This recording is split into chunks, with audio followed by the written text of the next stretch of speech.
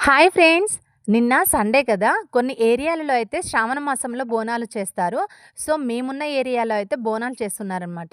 అందుకోసమే రెడీ అయితున్నాము. ఇక్కడ నేను, మా బావ, పిల్లలిద్దరిని రెడీ చేసుకొనైతే టెంపుల్ దగ్గరికొచ్చాము. ఫుల్లు రష్ ఉన్నారు.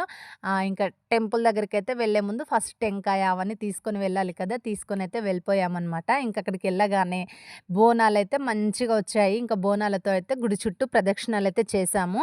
ప్రదక్షిణాలు చేసుకున్నాక అమ్మవారినైతే దర్శనం చేసుకున్నాము. చాలా బాగా జరిగింది. మేము వెళ్ళేసరికి గుడిలో అయితే ఎవరు లేరనమాట. పిల్లలిద్దరు, నేను మాత్రమే ఉన్నాము. మంచిగా దండం పెట్టుకొనొచ్చాము. మీకు కూడా ఏమన్నా కోరికలుంటే అమ్మవారిని కోరుకోండి. ఇంకా చూసారా శివసత్తులు, పోతురాజులు ఆటలు, పాటలు. ఇక మేమైతే అమ్మవారిని దర్శనం చేసుకొని రిటర్న్ అయితే వెళ్ళిపోదామని కాసేపయితే అలా కూర్చున్నాము. టెంపుల్‌కెళ్ళి వెంటనే రావద్దు కదా! సో, అందుకోసం అని చెప్పేసి కాసేపు అలా కూర్చొని ఇంకా తెలిసిన వాళ్ళు కలిస్తే మాట్లాడేసామనమాట. చూసారా మేము టెంపుల్‌కొచ్చినప్పుడు మా ఫేస్‌లు ఎలా ఉన్నాయో వెళ్ళేటప్పుడు. అంటే టెంపుల్‌కెళ్తే మనకి ఎక్కడ బొట్టు కనిపిస్తే అక్కడ పెట్టేసుకుంటాము.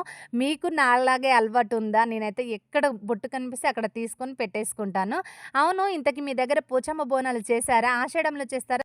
ఆషాఢంలో చేస్తారా? శ్రావణంలో చేస్తారా? తప్పకుండా కామెంట్ సెక్షన్‌లో అయితే కామెంట్ చేయండి.